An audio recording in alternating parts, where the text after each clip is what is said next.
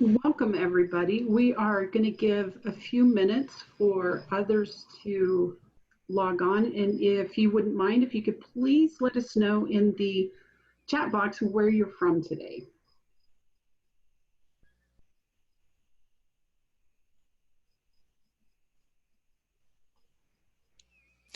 Ooh, New Orleans. Nice, New But it's Jersey, really hot in New Orleans right now. It's hot here in North Carolina. San Diego, Illinois.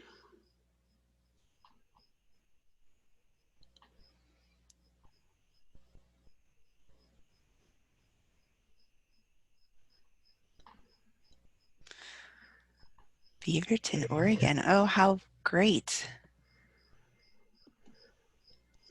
Oh, Nike Child Development Program. Didn't we have some meetings with them a while back? I was gonna say, I think when our dear Mary Shea, who's the Yeah, founder of KIT, when she was working with us, she did a lot of work with Nike, I believe, because she lived in Oregon, live or yeah, I think she was living there part-time at the time. yeah, Yeah. yeah, Oh, that's so great. yeah. I was still living in San Diego back then. Yeah. Hi, Sherry. South Florida. I bet warm there too, just like all across the South now. Getting pretty warm.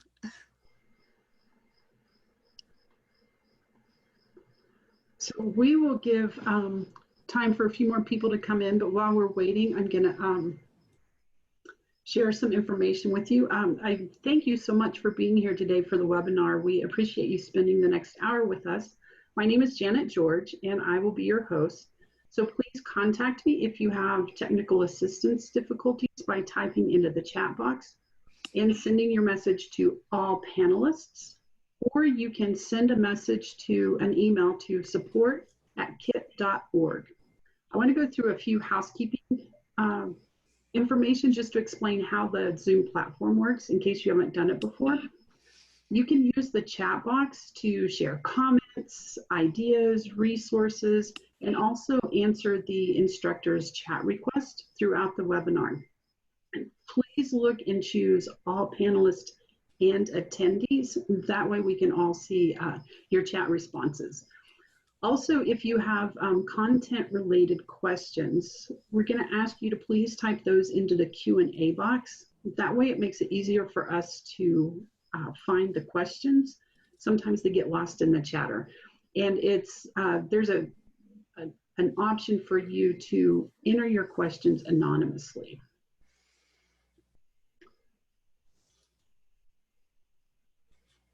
My name again, I'm Janet George.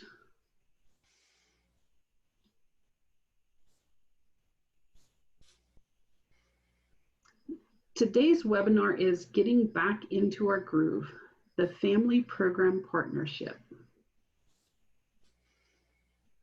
Our presenter today is Anna Luther, and she is KIT's Curriculum Director. She has over 18 years experience supporting community inclusion. She is a Tar Heel, an alum from UNC, and I am happy to turn over the presentation to her. Thank you, Janet. Janet is also a Tar Heel, so we share that. So thank you all for being here today. It's so nice to see folks from all over the country once again joining us for the third webinar in this series on reentry during our current state of affairs. If you're not familiar with KIT, I do just want to give you a little bit of information on who we are. We're the national leader in disability inclusion and behavior support, and we provide all kinds of services to childcare and out-of-school time programs around the world. If you're interested in learning more, please feel free to get in touch with us. There'll be some more specific places on the website that I'll show you at the end of the presentation, but you can certainly visit our website at kit.org. We also do have an online learning center where you can go and see what kinds of courses we have available for purchase if you're interested in that. And that link is right there on that slide. That's the Learn Upon, kit.learnupon.com/store. So feel free to get in touch with us if you're interested in learning any more about how we might be able to support you.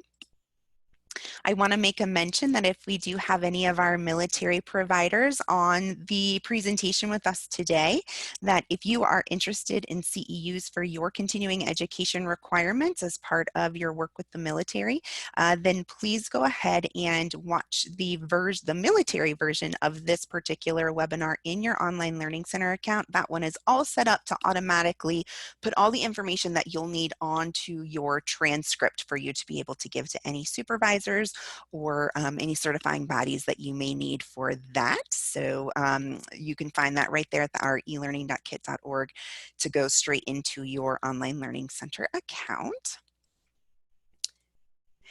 If you are not part of our military providers that we already support, we still will have a certificate of attendance for you for this webinar, so no worries about that. You can go ahead and download that at the end of the presentation. So just go to kit.org/COVID-CERT, and you will be able to find the certificate specifically for today's session. And then again, if you want to join us again next week, then we'll have that certificate available for you as well. You can just download that, and it's a fillable PDF, so you can just type your name right in, and it has all of the other information you need already there for you, so that you'll be able to print that if you need that for any of your professional development. Okay, so I think that is all of my housekeeping announcements for you. Let's get into our session here. We have 2 learning objectives for today. We're going to accurately summarize how families' experiences during quarantine could impact their relationship with the program. And then we're also going to describe at least one two-way communication strategy to use with families to help solve a re-entry difficulty. So I would love to learn a little bit more about where you all work. So I'm going to put a poll up for us. Give me just one moment to bring that up and launch that. Let us know what kind of program you work in, and if I don't have your type of program listed, please go ahead and put that into the chat box. And when you are replying in the chat box, this is just a reminder to please select all panelists and attendees. That way everybody, whether it's us on here on the back end or all of your fellow colleagues can see your answers as well. All right, so we've got several early childhood folks here. Excellent. We've got a residence camp. That's great. Day camp in the summer, after school, during the year. And I see some others that are after school, straight up after school. So maybe not doing that, don't have a summer program that's associated with that after school. That's great, thank you. Oh, this is great. Child care health consultation. So supporting early childhood providers around inclusion. Beautiful. So sort of this sisterhood here with Kit. So that's wonderful. All right, so I'm going to end the poll and share our results, and we can kind of see where everybody is coming from. Okay, fabulous. Thank you so much.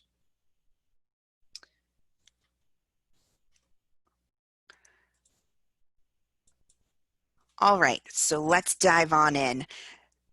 This is a picture, or a picture you may be familiar with. You may have seen something similar to this before. The kind of fancy name for it is Bronfenbrenner's ecological systems theory. But in everyday terms, it's the relationship between a child and all of the things in that child's life, as well as the relationship among all of the things in that child's life. So it starts with the people and the things that are closest to that child, like their family, their school, and the places that they spend the most time. So it could be your program, it could be their faith community.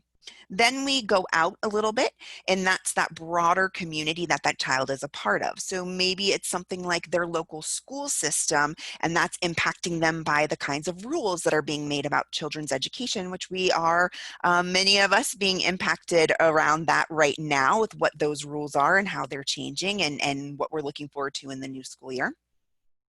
Then we move out even further, and that's to our larger culture. So maybe our country. And each of these systems interact and impact each other, which in turn impacts the child. But what can happen is during times that we're living in right now, like COVID, or during times of civil unrest, these systems get disrupted. And we've probably all felt the consequences of these disruptions. I mean, truly, our lives kind of changed in an instant when things started shutting down back in March, and slowly but surely we saw across the country schools closing, kids being at home, businesses closing, families now working from home, some families losing their jobs. So all of these systems really instantaneously changed for us in March. Now, thinking about that and all of those different disruptions and all of those different systems can start to be very overwhelming. And I'll be honest with you that as we've been working through developing this webinar series, I've had those moments where I've felt very overwhelmed by how much change there has been. So for today, we're going to try to bring it down. We're going to focus in our neck of the woods. Again, I recognize we don't live in a vacuum. We can't ignore every other system because I know it does have an impact. What I'd like us to be able to do for our time today is really center in on what we can do here within our own microsystem where we spend the most amount of our time, especially when it comes to those relationships with families of the children in your care. So this webinar intentionally has the word partnership in the title because that's what we're trying to do, is form partnerships. Partnerships are created through connections, through trusting relationships, through shared goals and agreements that help us work towards those goals. And as we saw on the previous slide, your program is just one part of that child's life. But if you look at this picture, you'll see that it's on the same level as the family, which means that it's a place where the child spends a lot of their time, or was spending a lot of their time before any kind of COVID related shutdowns. And we know that time in your programs has a large positive impact on children's lives. By forming partnerships with families, we're sharing responsibilities for providing the best care that we can to meet those children's needs. And what we want to do is try to have equity in that partnership so that there is that, I feel like I'm bringing back my middle school science class, that symbiotic relationship, right? Where families are contributing and the programs are contributing to that partnership, and they're also both benefiting from that partnership. All right, so I'm going to launch another poll here for us, and we put this Captain Obvious on this slide because I feel like I'm Captain Obvious when I say things are changing all of the time. So if you were with us last week, we asked you this question as well, as what your current level of operations are. But things change all the time. And in fact, I feel like there was a big change in the past week or so of sort of where some states are. I live in North Carolina. We just had a new mask requirement go into place last Friday where we didn't have one before. There's new rules around who needs, so like if I were to travel to New York, I'd have to quarantine for 14 days when I went there. So there's all sorts of new things just coming up and changing. So even though you may have said one thing last week, this week may be completely different. So thank you all. I see those answers coming in. So a lot of you are right now working in programs that are closed and preparing to reopen. So you are right on the cusp of reentry. So hopefully many of the strategies that we talk about in here will help you support those families who are sort of working through what that means to be re-entering a program. All right, I'm going to end this and share it with everybody. So again, we're looking really at 50% of you are in programs that are currently closed but are preparing to reopen. A few of you are in programs that are closed with no plans to reopen. And some of you also in those programs that are open with some decreased participant numbers. And I think that what you're experiencing is very similar to all of the different kinds of programs that we've been talking to. So, okay, thanks. That really helps to kind of let us know where you are. Okay. So again, Captain Obvious here, you know, we've all experienced something different during quarantine, and the families of the children in your care are no different. There is no doubt a spectrum of experiences and emotions that have been going on. And what we know is that what's been happening at home will likely have an impact in how that family, how that child re-enters the program.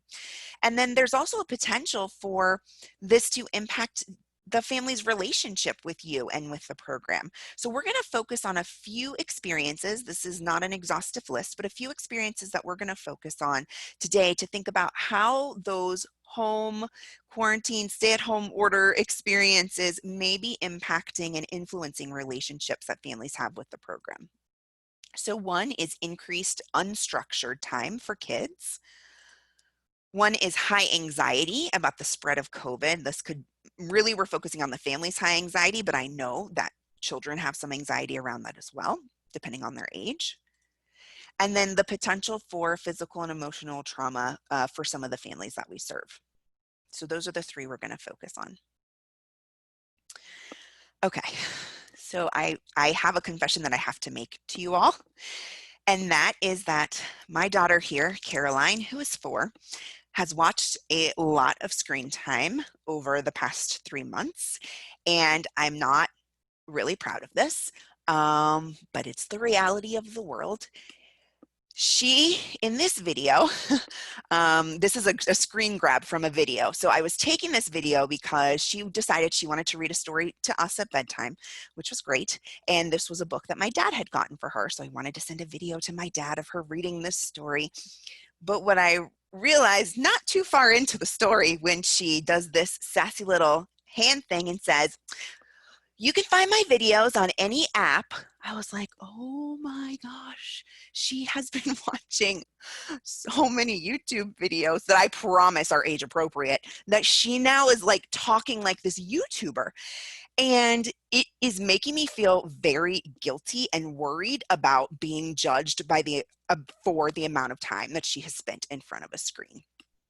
And this worry really extends to how her childcare providers will think of me when maybe they see this come out in her pretend play, or we've been back in her program for a few weeks now, but I had a concern about how is she going to return to this structured time, to the routine of her classroom, when admittedly she has not had as much structure as she is used to. So if she's struggling to readjust, what will her teachers think of my parenting ability? That was a big concern of mine. And I know that I'm only one person, but I also know that my go-to response when I think someone might think badly of me is to become a little bit defensive. And that's definitely not a good way to maintain a positive relationship. But the fact is that parents are worried that they have done a terrible job during quarantine. And so there was an education expert, Dr. Ann Dolan, who surveyed parents about schooling during quarantine.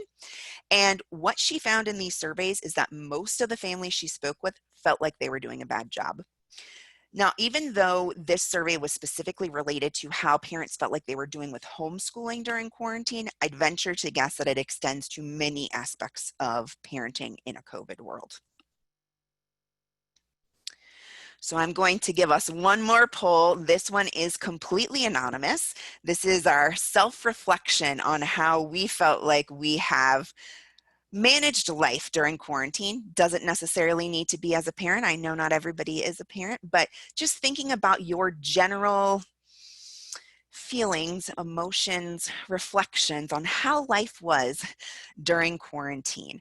And if, again, it's completely anonymous, if anybody does feel like they're at that 4, you're drowning and you need help, then we are here for you. You can feel free to reach out to me, Anna at kit.org, and I'm happy to try to connect you with some of the resources in your local community. We had joked that at one point I was feeling like I was wearing like a snorkel and kind of just had the tip of it right above the water, trying to survive some of the stress that just has come with this time. So I've definitely been there, and we may have be in all of these places at different times. So it's really quite a range. All right, so we've got lots of answers coming in. I am going to share these results. And a lot of folks are in this, wait, what day is it kind of period where it's sort of like Groundhog Day and things just, it's hard to differentiate from one day to the other. And then a lot of folks who are feeling divided between competing priorities. Absolutely. For those who rocked it, please share with us any coping mechanisms that you had that were especially successful. Put those into the chat box, because we could definitely all learn from maybe how to take things a little bit more, roll with the punches a little bit more. So would love to hear some of those. All right, thank you all again.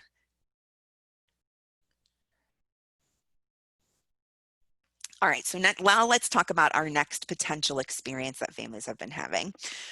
We are living, again, I'm going to be like Captain Obvious this entire webinar, but we are living through several crises right now. And I would venture to say that systemic racism is an ongoing crisis. And for some, it may be on the forefront of their minds more than even COVID is. But it's safe to say that a lot of folks are on high alert for many different reasons. And with that comes anxiety. So in terms of COVID, there may be many parents who are struggling with the decision to send their child back to a group care setting. And so I have to make another confession, and that was me.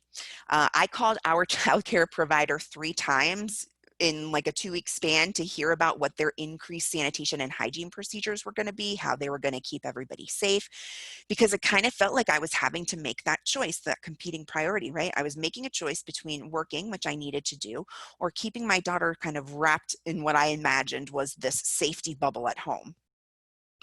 Now, I recognize that I'm lucky enough to have had that choice, but many of the families that we all and you all work with don't have that choice. They're essential employees who have to go to work to protect our communities, to keep our economy going. And then I think about those essential workers who are single parents or who care for a family member in a high-risk category. They may be constantly calculating the risk that they're taking by having their child in care. And in fact, that term of calculating risk is something my husband and I talked about quite a bit, where he said to me, you're going to have to decide what level of risk you're willing to take on by sending Caroline back to childcare. He's a pretty logical person, whereas I'm much more emotional decision maker, which isn't always great. So that kind of helped me quantify things a little bit and actually lessen my anxiety as I could think a little bit more logically about what amount of risk am I willing to take. So some families like me are going to question every health and sanitation decision that you communicate out to them. And this can come across as a lack of trust. And we know that trust is the foundational piece of building positive relationships. So real or imagined, this is kind of what I interpreted in our director's, my child care director's tone the first time I called to talk with her. I had made this compromise with myself that I would send Caroline back to daycare 2 days a week, because I thought, okay, I can get us into this whole routine. I can get comfortable with it. I can really get a sense of how things are going in terms of those safety procedures and safety precautions. And when I mentioned this to our director, she seemed kind of taken aback, and the tone that I heard her say was, well, if that's what you want to do, like, do you not think that we're not looking out for everyone's safety? And of course I did. I mean, for me, this is the same group of people that have cared for my child since she was 12 weeks old.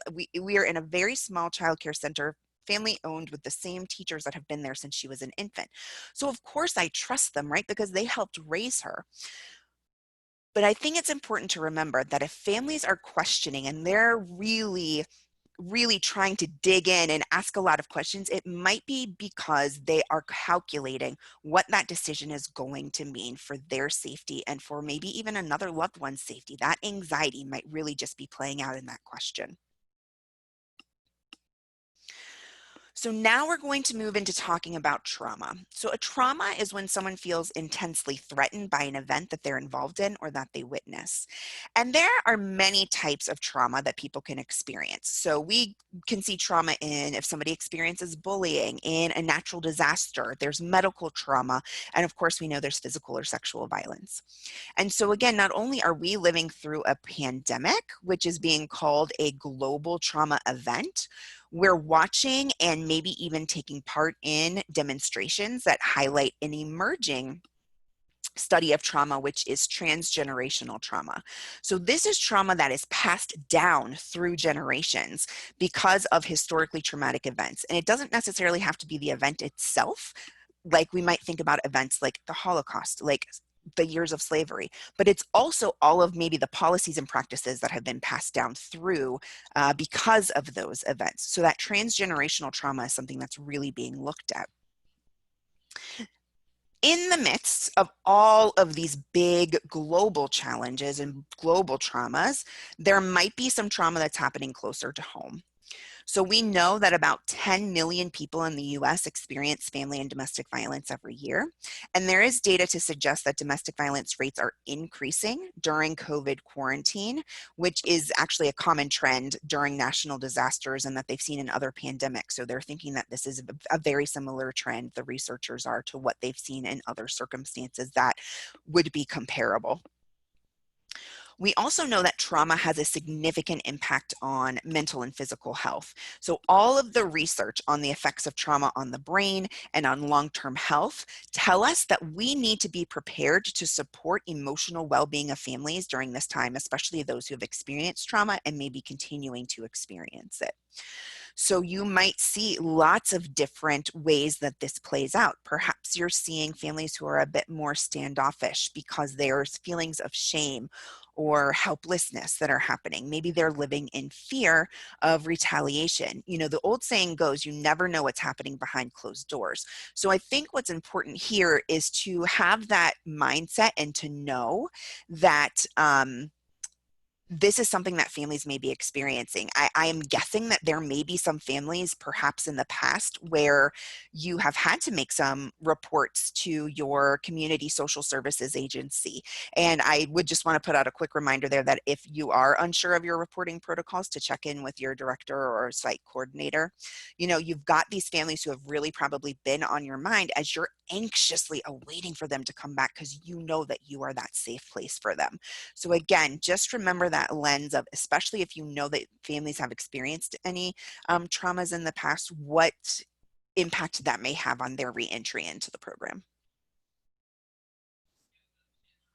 All right, so now I'm going to turn it over to you in the chat box, and I'm going to ask you to answer this question.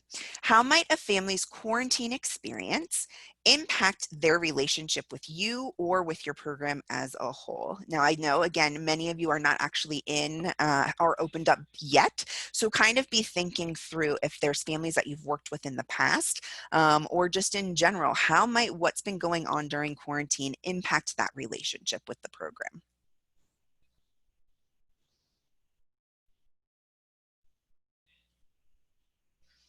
And remember when you type into the chat box to please make sure that you select all panelists and attendees. That way everybody can see your answers and we can learn from each other.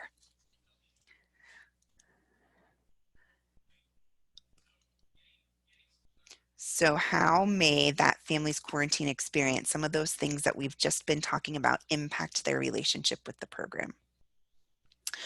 Okay, so Brooke is saying that because they're not open, families are becoming less engaged with teachers virtually as time goes on. Yeah, so if you put a bunch of virtual great resources in place for families to be able to stay connected, now that time is going on, families might be getting weary of that. I've definitely heard that when it came to homeschooling from a lot of friends too. Yeah, so Tammy, their fear of uncertainty might be misinterpreted as a lack of trust. Absolutely. So, you know, it's hard to know people's intent. And so that's why we need to have these sort of ideas about what might be going on so we can explore that a little more and not make those assumptions.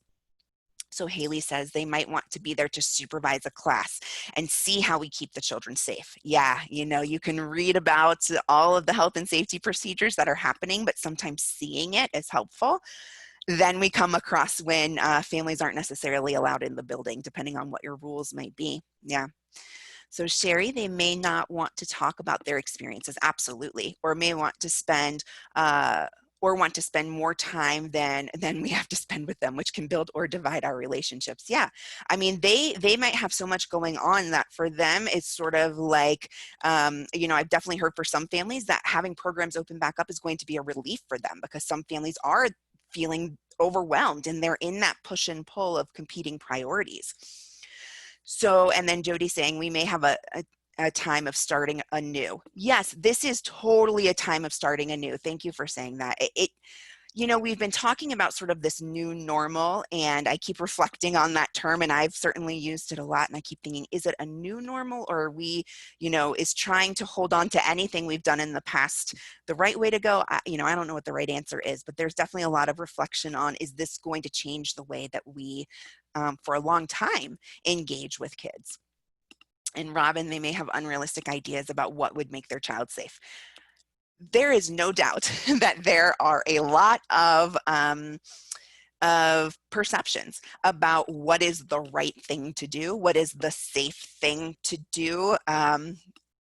There's certainly a lot on social media that you can read about whether people think we should be wearing masks or not, right? So every family is probably going to have their own ideas about what may keep their children safe. And if your guidelines don't necessarily match with what their expectation is, that can certainly create some challenges in the relationship. Thank you. That was a great discussion. I really appreciate that. Okay, so let's keep moving forward. One of the ways that we can move forward is through resilience. And resilience essentially is, let's see, the skills that help us get through those tough times. And resilience takes a lot of practice. It's about not sweeping things under the rug. It's about not pretending it's all going to be okay. It's a recognizing that this is hard right now, that there are some heavy, heavy things going on, and we have to find functional ways to cope with those things. So research tells us that the most common factor among children who are resilient is having at least one stable, supportive adult in their life. So this is someone who is consistent, who guides their behavior in developmentally appropriate and supportive ways, and teaches children how to cope in those healthy ways. Again, that coping in a healthy way versus an unhealthy way. If you've been with us before in any of our webinars in this series, or you're familiar with KIT, then you might know where I'm about to go here and what image is about to pop up on your screen. And that's the support pyramid. So the support pyramid is a framework that we use to think about building supports and making recommendations for those children in programs. I'm not going to do a super deep dive into this. We did talk about it in the last webinar a little bit more, which was the one on connecting and reconnecting with staff, if you want to watch that recording. But what I want to point out is that foundational level. So that bottom block of foundational supports, which is relationships. Because the way that all pyramids work, especially a support pyramid, is that we build from the bottom up, and that we always start with a foundation of positive relationships. Positive relationships are the key to having a strong foundation to keeping everything else in our program working really, really well. And so in this heightened time of stress and uncertainty and trauma and heaviness, relationships with families are going to be vital to the health of the program. So let's talk about one set of ways that we can do that, and that's through two-way communication. So again, if you were able to attend our previous session, then you know that we talked about cultivating trust between program leaders and staff. And one of the strategies that we discussed is sharing information. So we're going to take that frame of sharing information and think about it in terms of sharing information with families. And we're going to do that looking at two-way communication strategies that enhance trust and positive relationships and can support that family's resilience if they're struggling to make it through this difficult time. And I suppose you could say that I'm going to get on my soapbox for just one more moment about resilience before we talk about specific strategies. But I think an important thing about resilience is that it requires self-reflection. So if we're thinking about our own resilience, then we think about what has worked for us in the past, what has helped us get through the tough times, again, hopefully in a positively functional way, and how we can replicate that. It's also, self-reflection is also this thinking about your thinking. So is my thinking destructive or constructive to myself and others? Excuse me for one moment.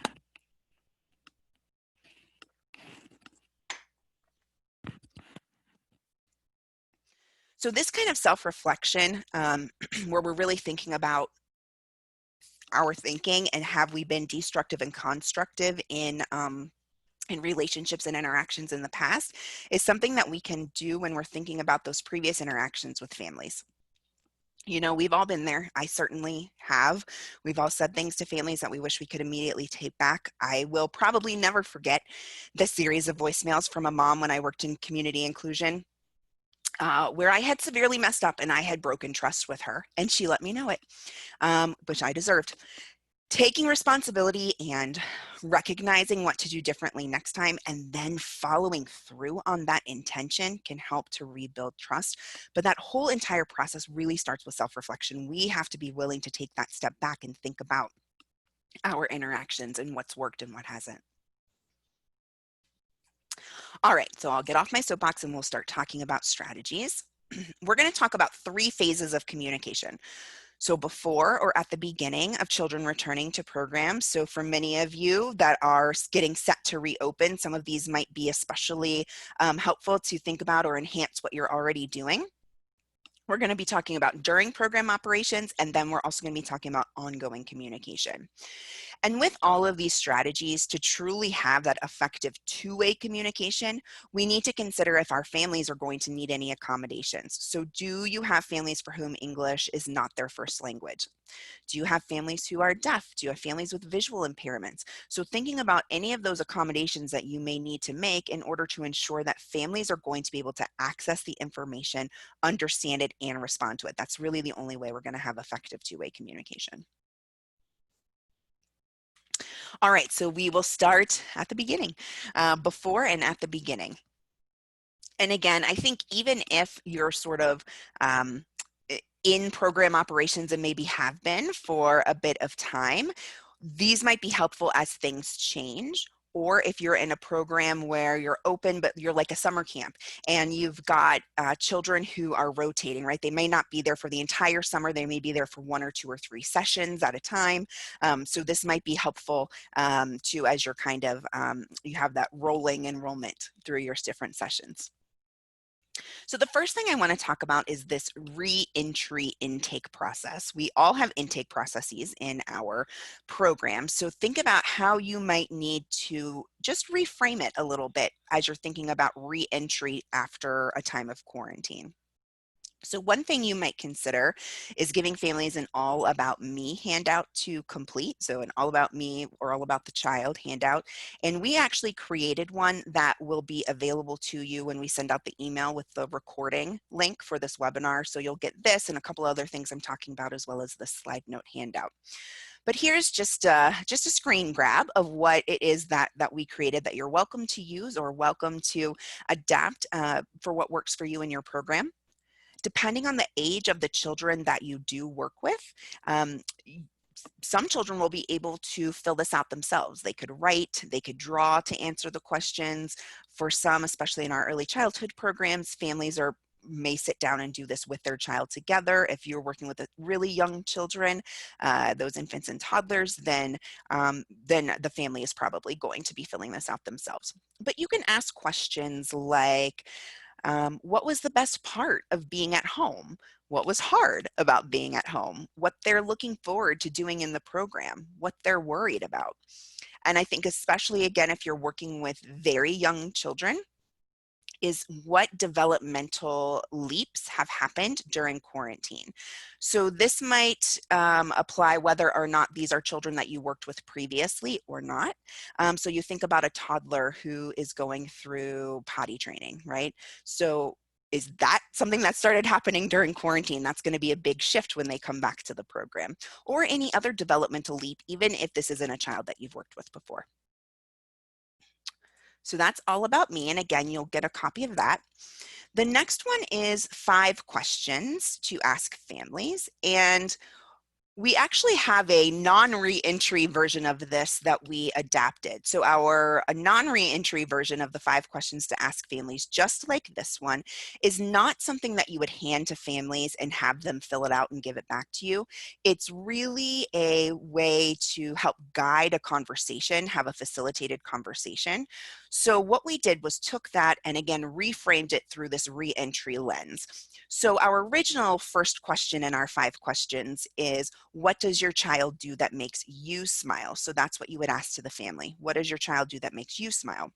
Well, we reframed it to, what did you enjoy doing with your child at home? So that's sort of similar, kind of getting families to open up a bit, starting with a really positive strength-based question. Then in our original one, it's what does your child do that makes them smile? So getting at those strengths and interests. And we reframed that to, what's your child's favorite thing about being at home? So what did they like doing the most? We ask, what was hard? How did your child respond in those hard times? And what can we do to help make this transition go more smoothly? So that's the 5 questions. And then we also have this case-by-case checklist. We actually ended up not revising this or creating a re-entry edition of this because we thought that it really worked as is, as long as you use this COVID lens to look at it. So our original case-by-case checklist is something that helps you. Again, it's not something that you would give to families to fill out, but it's something for you to help consider and guide questions that you would ask to families when their child needs specific accommodations. So if you have children who do have diagnosed disabilities, or you have children who during the course of the program you recognize that they need individualized accommodations, then the case-by-case checklist really helps you to think about those questions to ask families to get a better idea of what those accommodations might be and what they use at home and what might be most helpful. So I want to let you know how you can find that. So if you go to elearning.kit.org and go into our free inclusion resources section there, you don't need to create an account or anything. You can just hop onto that free inclusion resources piece of our online learning center. You can find the case-by-case checklist there. You can find the original 5 questions to ask families there as well. And we've got a lot of other stuff in there, so you can kind of explore. We've got some videos and things for you to look at as well. So check out that area, but that's where you can find that case-by-case checklist that you can download and print. So of course, it's always nice to give some information on whatever new health and safety protocols and procedures that you will be rolling out. That can be very comforting to families. I know that somebody mentioned that that may not always align with what the family's expectation is, but being really clear about what you are doing is important too. So maybe there's a new drop-off routine. What's that going to look like? Maybe you let them know how often toys and materials are going to be cleaned and sanitized, how often temperatures are going to be taken and how they're taken. Maybe you talk about how the playground time is going to work and how often that equipment is going to be sanitized. So I'm sure these are all of the things that you've been brainstorming and are putting in place. So letting families know exactly what those procedures are can be really calming. Then thinking about that space for private conversations. You know, a lot of times, families will maybe want to have a quick chat with you about something or with the director about something. And depending on what your drop off and pickup procedures are, if those have changed, then it may be harder to have those private conversations. I know that at our childcare, we don't go in the building anymore. So no visitors allowed in the building, no families allowed in the building. We pull up to the curb, to the front door, and there's a staff member who's waiting there to greet the children and to bring them in and take their temperatures with folks wearing masks. So that makes it really hard to have a private conversation because I'm probably not going to do that in the parking lot. But sometimes we need to have face-to-face conversations. You know, the telephone isn't always the greatest place to have a conversation. So how might you think about, especially if it's about a concern that you're having, how might you be able to create a space where you can have a private conversation, but keeping those physical distancing practices or other hygiene practices in mind? And then somebody has already mentioned here today about virtual options and things that you've done to stay connected virtually. If and when you are getting ready to reopen, having a virtual option to orient families to any new procedures can be really helpful too. If you're already open, then considering this option if and when things change. Sometimes it's nice to see that video of a person telling you what's going on instead of reading it in an email. I know sometimes our emails get piled up with things and we miss things, and sort of like just one more thing to read. So my daughter's a rising kindergartner, and her elementary school did this, where instead of doing an in-person orientation that they were planning, they did a Zoom recorded meeting that we could access at any point. I do also recognize that internet access is not always reliable everywhere, so that virtual may or may not be an option depending on where you live and what that access looks like. So I would love to hear from you, and we're kind of going to do this as an ongoing conversation as we continue through the session. Is what are some things that you are already doing to start that communication with families, restart communication with families about what's happening with new procedures? Maybe you've come up with a way to have those private conversations with families if they're not allowed in the building. So again, if you just want to type those in as we go through, I'm going to keep moving, but this is an opportunity for us to learn from each other. And sometimes I might not be able to stop myself from reading your answers because I enjoy learning that, but we will see what happens. All right, so now let's go into sort of the second phase of during program operations. You know, I came to realize that not being able to go into my daughter's classroom was way harder than I ever expected it to be, because I realized that drop off and pickup time was this opportunity to give me a glimpse into her world. Now, Janet will tell you, as will several other KIT colleagues, that my daughter is very communicative. So she responds to a lot of things and tells me a lot of things, including everybody else's business of things that are going on at school. But you know, this feeling of disconnection can be really tough. So how do we think about enhancing that connection so that families are feeling more connected if they're in that sort of in that phase? All right. So one thing that we can do is to take pictures and tell the story of that picture. So again, if families have less access, then they might not really get that idea of what's going on. So having that glimpse and really being able to see it and have the story that goes along with that can be very reassuring. I know that in camps, a lot of camps send out, especially residence camps, will send out pictures to families. Think about being able to include a story that goes along with those pictures. You know, a youth in a residence camp may be at the stage where they're not exactly sending pages and pages home with tons and tons of information that their families might want. So giving that glimpse into what their daily life is like can be really nice for those families. And again, if we're thinking about younger children, they might not really be able to give you that full report. So that story goes a long way with knowing what's going on in that picture. The next thing to think about, which will definitely require some intentional planning between staff and leaders in the program, is making phone calls. So maybe there's a rotation in a schedule where group leaders are calling families on designated days of the week to do that personal check-in. That could definitely help relieve some families' anxiety. Also, think about, you may be getting more phone calls from families now during the day. So how you're going to manage that as well, when families might be calling to just check in and see how things are going. And again, it may, like me, look like this distrust where maybe they're really just trying to make sure that everything is okay.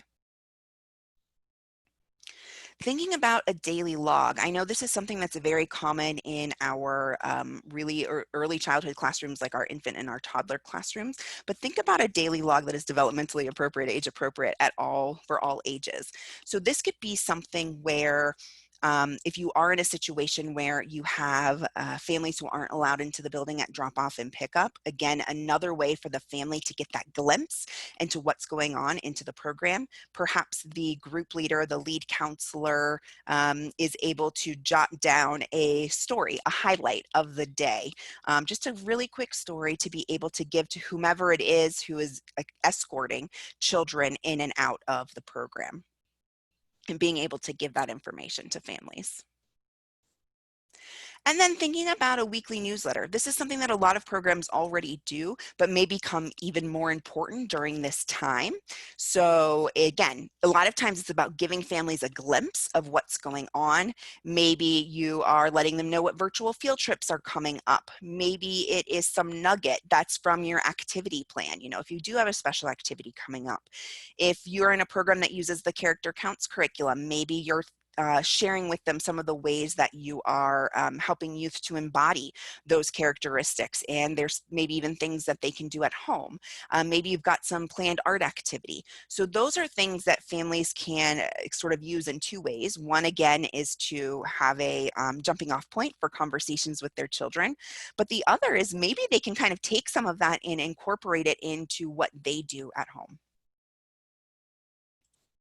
So I'm going to ask you this question again, is to keep sharing, and I do see that there are some chats that came in about some strategies that you're using. So what are some things that you're doing during program time to help facilitate that two-way communication? All right, and so I'm going to talk about our final phase here, and that is ongoing communication. Now, again, Captain Obvious, things are changing. You know, since I originally put this webinar together, things have changed. The spike that they talked about in the fall of the virus is happening now, or maybe they're saying we haven't even reached our peak yet. We really just maybe don't know. As I mentioned, my state instituted this mandate to wear masks last week. Other states are instituting new quarantine rules. So this means that families are going to need to stay informed about all of these changes that are going on. And again, they might have questions about, well, what does this mean for me? What does this mean for my child? So ongoing communication is absolutely a way to cultivate trust. And I did mention this in our webinar last week, but I do think that it is worth talking about again, and that is coming up with a communication pattern. So establishing some kind of consistent communication pattern that is feasible for you to be able to provide updates to families regularly. So this is just an example of what we do here at KIT. So we have a Monday staff meeting. We slowed them down, but now we're picking them back up again as things are changing.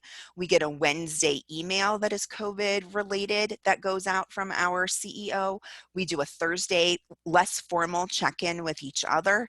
And then on Fridays, we also have an email newsletter that is sent a little bit more broadly. So we have these very consistent patterns of communication that we know exactly when to expect information to come to us. And so having that predictability is really comforting, and it also cultivates trust because our leadership follows through on that. So we trust that we are going to get that information.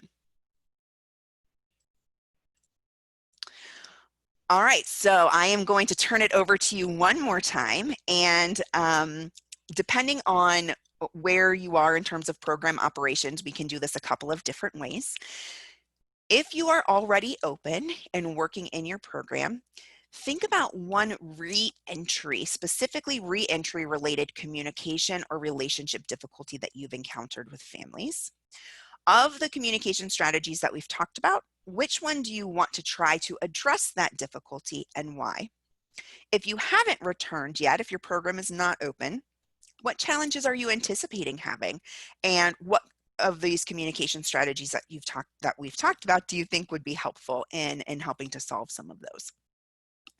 So go ahead and enter those into the chat box. I know that's a little bit, so I'm going to give you a minute to enter that and not rush you.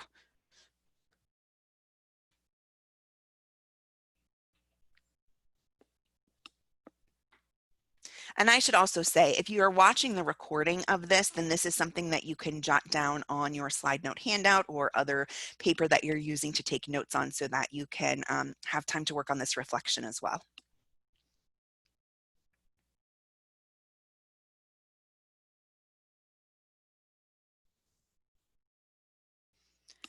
I'm just going to read some of these strategies too. So it looks like some good information came in about some of the things that you're already doing.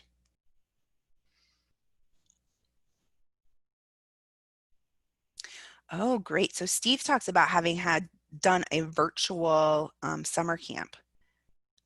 That's great. We'd love to hear more about that. I wonder how many programs, we've been wondering how many programs are going to be doing virtual summer camps.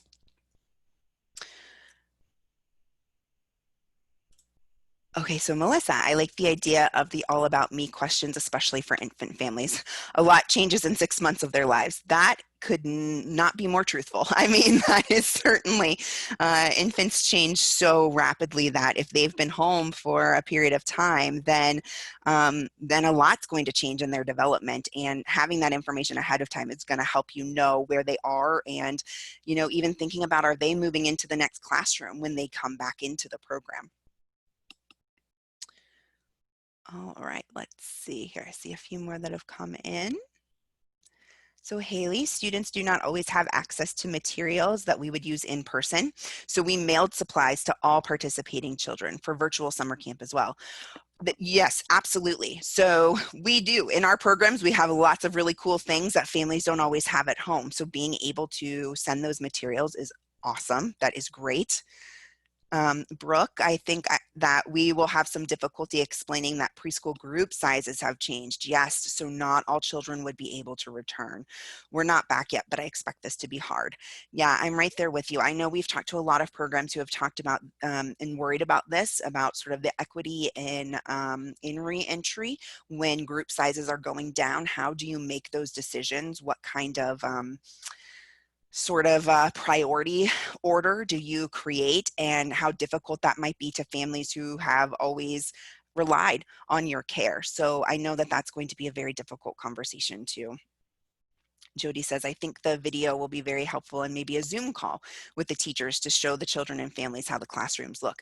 Yeah, that's great. So being able to do that virtual tour where we can see how things look differently, depending on, again, the rooms, and which kind of program you're in, cubbies might be in different positions. Chairs and tables are in different places. Perhaps you've got other things that are more spread out. There's definitely going to be changes to what the environment looks like. So being able to let families know ahead of time and get children familiar with that is going to be helpful in their reentry process. Perfect. Those are great. Thank you so much. All right, we've done it. We've accomplished our learning objectives. We talked about the different kinds of experiences families may have had during quarantine. Of course, we touched on the pyramid, because you can't have a kit webinar without the pyramid. And then we discussed some specific two-way communication strategies. And when you get the slide note handout, you'll have a copy of the references if you want to check out any of the things that we've used to help us develop the webinars and have some more resources for you. And then with that, I'm going to turn it over to Janet.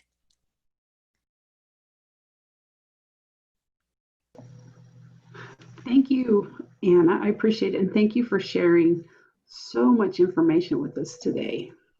Oh, I got to pull up my. So I don't see any questions in the question box, but again, just a reminder, if you have some questions, use the Q&A box, and that makes it easy for us to find them. And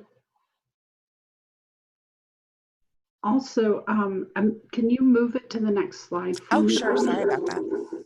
Okay.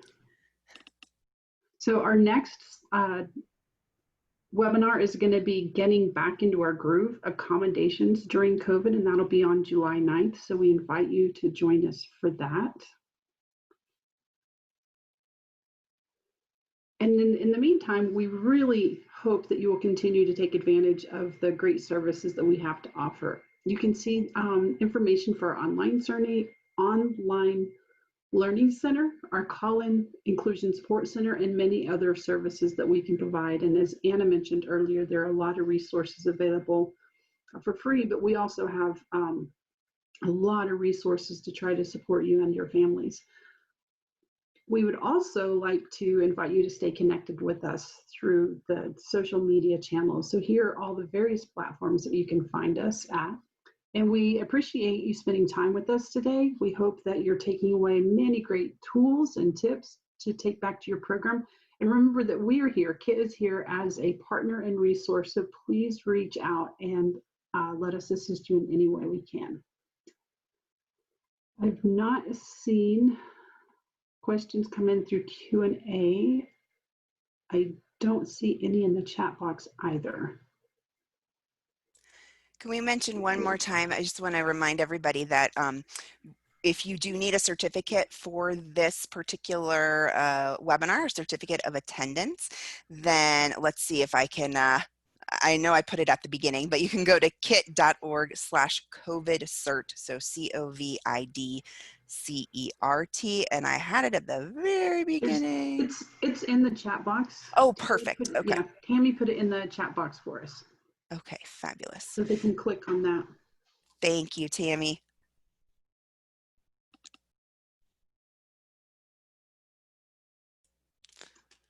Again, no questions, Anna. So I think that wraps it up. Again, thank you so much for spending time with us today. We appreciate it and hope that this was helpful. I hope you all have a fantastic weekend.